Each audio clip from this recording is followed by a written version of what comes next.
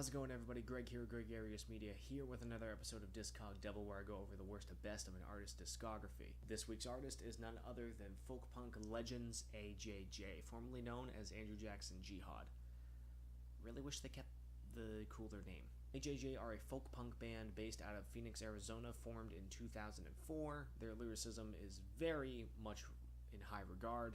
They usually go over subjects such as poverty, politics, social issues, and many other things that usually are approached in some kind of very satirical character approach from Sean. Starting off very much in folk punk roots, their sounds have expanded pretty much throughout their discography of 6 albums so far, with the most recent albums actually having more of a garage rock, psychedelic rock, some lo-fi production, and more focused on the indie rock than the folk punk roots, although they are still obviously incorporated into their core sound. You really wouldn't be able to compare Candy Cigarettes and Cap Guns to the Bible 2. Both albums are very, very different in style.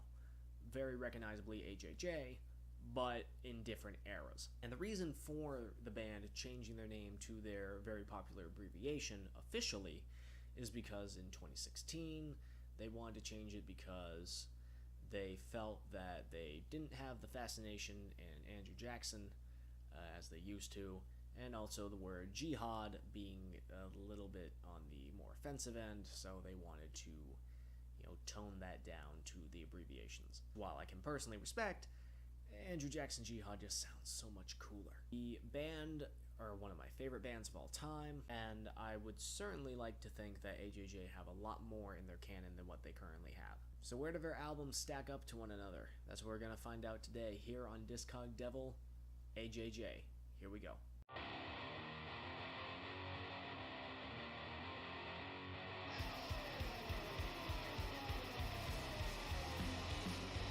At the bottom of this list, we have their latest release in 2016, The Bible 2. Now, this is the second release off Side 1 Dummy Records. This continues the sound that they were exploring in Christmas Island, which is a bit more lo-fi, a bit more garage rock and psychedelic rock oriented, a little bit more indie rock focused as opposed to folk punk. And this album is semi-conceptual.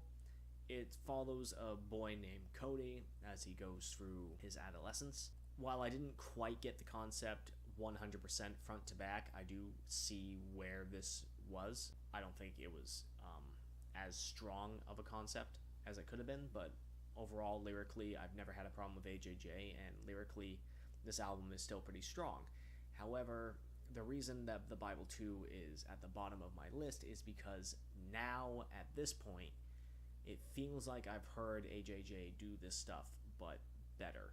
Now, mind you, I'm a pretty big fan of their older stuff, and I'm not trying to say that, they can't experiment with newer stuff, because there are definitely some highlights on this album. However, there are plenty of low points as well, and I think the low points, while still not terrible, primarily have to do with the production being so incredibly lo-fi. The opening track is almost unbearable once the fuzz guitar comes in, and it feels like my ears should be bleeding. The song itself isn't bad, but it sounds bad because of the very lo-fi approach to the sound. Goodbye Oh Goodbye was a single from this album, and which I think, as a song, sounds great. I've listened to live takes of it, and it sounds good, but on the record, it sounds bad because of the lo-fi approach to the production. Lyrically, it shows AJJ sort of recycling through topics. I mean,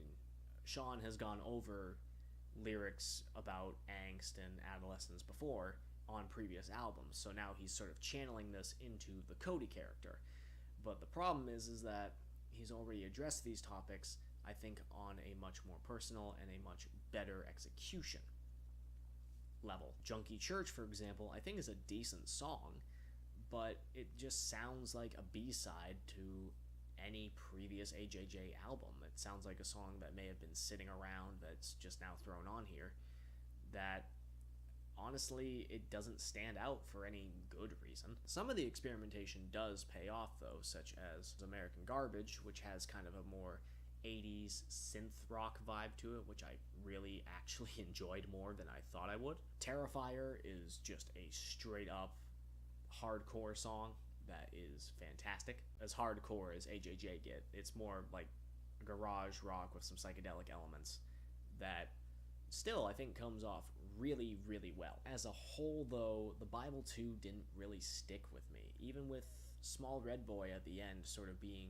a closing track to sort of wrap up all these elements of the story that may have not quite have been hit on as strong on the songs individually. And I don't think this album is terrible per se, but it's certainly not as good as I feel that it could have been. If the production value was upped a little bit, similar to something like maybe Cant Maintain or Knife Man, I think this album would probably be higher on my list. But the songwriting, some of it sounds recycled, some experiments don't pay off, and it sucks because I know that AJJ can do really well with this style of music.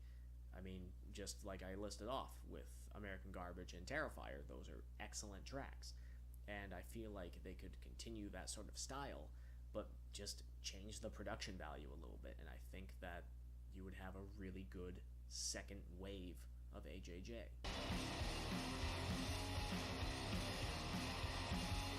The next album on this list is Christmas Island, the first record released off Sidewood Dummy Records back in 2014. Coming off of Knife Man, which is probably the most punk-oriented record that they've ever recorded, Christmas Island shows Andrew Jackson Jihad sort of branching out sonically into more garage rock styles, psychedelic styles, and the lo-fi recording, which, as you know, I complained about on Bible 2 just a couple minutes ago. I'm going to also complain about here, but I'm going to get to that in a minute. This album was made after Sean's grandfather passed away, so a lot of these lyrics tend to be more personal, but it's still in AJJ fashion, so Sean sort of vents out his personal feelings through various characters. The lo-fi production on here is still a bit grating, but it's not as bad, I think, as Bible 2. Where Bible 2, the production was a bit more all over the place. This one is more consistently lo-fi, and it's not quite as in your face. Some songs more so than others, but I can at least deal with it here. The instrumental experimentation on this album I think works well on a number of songs. Children of God, I Want to Rock Out in My Dreams, and Deathlessness in particular are big highlights for me. Emotional moments as well, such as Linda Ronstadt and I Want to Rock Out in My Dreams, are really, really gripping. I Want to Rock Out in My Dreams is a song from Sean about his long-distance relationship while going on tour, and Linda Ronstadt was pretty much about a mental breakdown that he had after all the emotions were pent up, and it just came out. The energy level on this album is a bit more mid-tempo and does feature a few more ballad-style songs than Knife Man did. So on an energy level, this is definitely contrasting, and this is arguably the second wave of AJJ, I'd say, or like the second wind, or the second era, because this style is definitely contrasting when compared to Knife Man or Cant Maintain or albums before this. It's not a bad sound, and like I said with Bible 2, I think some of the experimentation definitely works. The problem is, one, the production is still not the best, and two, some experiments work better than others. I really do appreciate this album for what it is, but I don't go back to it nearly as often as other records. Again, hoping that in this sort of new sound that AJJ are experimenting with, that they do explore it with, one, some better production, and two, just a little bit better execution throughout an entire album.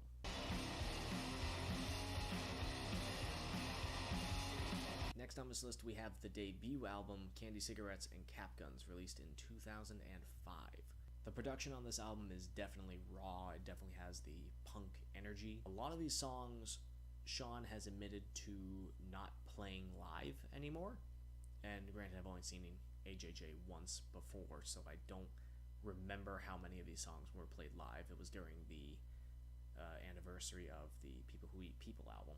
So that was obviously going to be the main focus. And it's a little sad that he admitted that he doesn't do a lot of these songs anymore, but I kind of understand why. He said in an interview that these songs don't quite have the connection to him now that they did back when he originally wrote them, when he was much angrier and when he had much more angst in his system. This definitely is a solid debut, and it shows AJJ's signature style right in your face. The opening track, that Smokin', because the opening track Smokin' pretty much talks about, you know, the societal norms of being cool to smoke, but only if you smoke Parliament. There's also attacks on religion with the song Jesus. There's abusive behavior such as Darling I Love You, sexism, Lady Killer, and race, fuck white people. This album, within the course of 22 and a half minutes, goes over so many different things, and it leaves just right then and there. There are so many great lyrical and instrumental nuggets on this album that I can't help but go back to it and just appreciate the raw energy that is in this album. There's not a lot I can say about this album because I couldn't find a lot of history sort of behind it outside of Sean's interview of, you know, sort of distancing away from this album. But I would definitely recommend giving this album a listen, especially if you're new to AJJ, because this album is definitely a great start.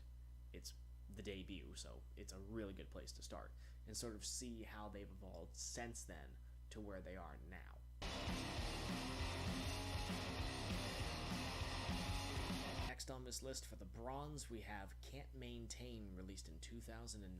This showed AJJ experimenting with more electric instrumentation, which they didn't do as much in previous albums, the other albums pretty much being strictly folk punk, where here they definitely do experiment more with their punk elements. It's a pretty natural transition considering they already have the punk energy. It's just a matter of just changing the instrumentation a little bit, and it works almost flawlessly. The lyrical subject matter on this album tends to revolve around negativity and sort of different ways of approaching it, or different sort of subtopics that revolve around negativity, such as self-loathing and depression on songs such as Heart Elation and Self-Esteem, sort of trying to find love, or, you know, lacking love, such as songs of love in the time of human. I did not look up how to pronounce this word, so screen. And the ever so classic romantic song title, Love Will Fuck Us Apart. And the closing track on this album is sort of moving past the negative, white face and black eyes, where it shows Sean is in this dream-like sequence where he's around all these people with, you know, white faces, black eyes. They don't have any real defining characteristic of their own, but that all of them, somehow he can feel sort of their life story and how they've moved forward from these negative things that have happened in the past. This album definitely experiments more with instrumentation as well. There are much more drums on this album, which I personally enjoy as a drummer. There's also horns, there's strings, and even kazoos. Literally a song called Kazoo Sonata in C Major. I couldn't find a lot of music history on this album. I don't know what sort of mindset Sean was in, but it was definitely a negative one. But I think this came out with very great results. It's a very strong release, and it definitely shows the transition from the next album I'm going to talk about into sort of the more electric and punk-based territory, in which you could argue this also led to what would end up being Christmas Island and Bible 2, but to a lesser extent.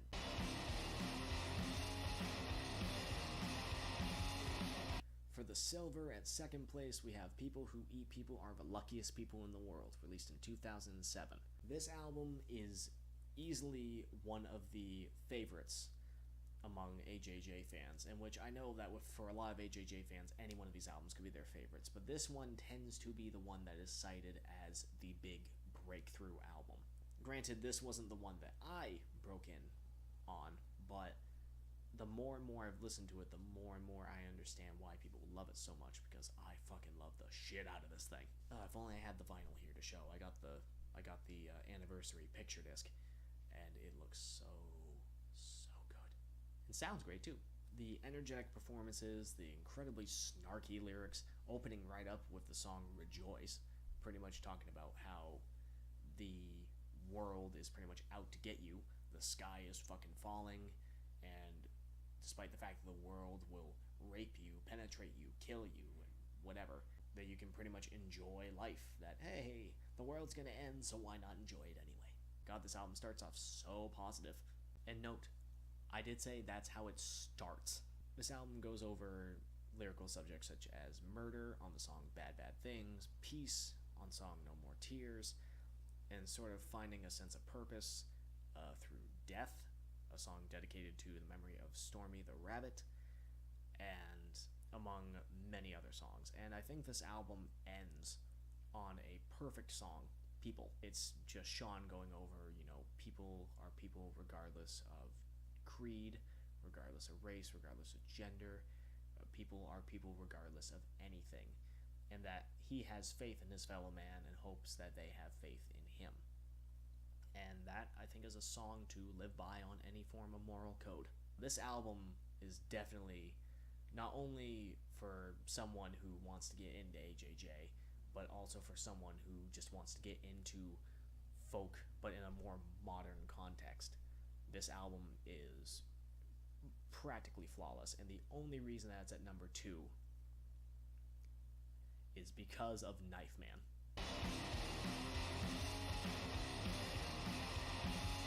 At number 1, we have Knife Man, released in 2011. The reason I have Knife Man on top of this list is because it takes the songwriting flawlessness of People and the experimentation of Cant Maintain, clusterfucks it together into a perfect classic album. This opens up with the folk ditty of the Michael Jordan of Drunk Driving, playing his final game tonight. Then just rips right into Gift of the Magi, or Magi 2, Return of... I apologize for mispronouncing things. And it just doesn't stop there. There are so many great elements of folk punk and straight up punk rock throughout this entire album. And it goes over almost any topic that AJJ have gone over before, but also just does it so perfectly. Track number 3 is American Tune, which is a sly, nudge, nudge, nudge of, being a straight white male in America and pretty much having all the luck you need. And, let's face it, for the most part, it's kinda true. I say most part, not all the time. Then you have really depressing alternative rock style songs such as Backpack and No One. These are depressing songs. The album ends on 2 of their best fucking songs, Freebird and Big Bird. Freebird essentially made for whenever anyone decides to be the asshole who requests Freebird at a show, they have their own version. And it is a beautiful, somber tune about death, but it's so beautiful of a song that, God, it's so bittersweet. Then the song Big Bird closes out the album, and it's essentially this really sort of depressing song about the big red bird that lives under the city doesn't give a damn about me. The character that Sean is portraying, or Sean himself, growing up in Phoenix, and how this city pretty much is, shutting him out and, not treating him with any form of respect. And the song is about this character who is, afraid of virtually everything, but doesn't do anything to change it. Until the end, where he says, "So I bought a knife, I am a knife, I am a knife man." This knife is basically the paranoia building up so that he can finally leave his house. But then the song ends with, these birds tweeting, and it sort of shows that, the outside world isn't that bad, or at least it's what I presume the ending to be. If there's a different ending to it, please let me know. And please let it not be depressing. This album is just brilliant from front to back, and it just takes the best elements that AJJ have explored on previous albums and just does it even better on here. I don't want AJJ to just recreate a Knife Man 2, but I would like it if probably they focused the core of their new approach sort of off this album and then sort of branching out, or at least the production of this album, with their new sound, because the production on this is fucking flawless, the lyricism is flawless, the songwriting is flawless. I don't understand how anyone who enjoys folk or folk punk does not enjoy this album. Knife Man is my number one, and this album, I truly believe, is a goddamn classic.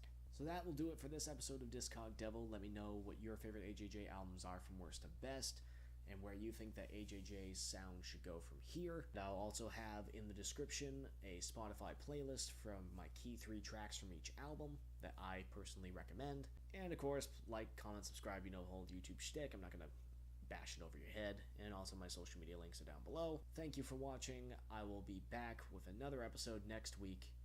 I'm Greg at Gregarious Media. See you guys next time.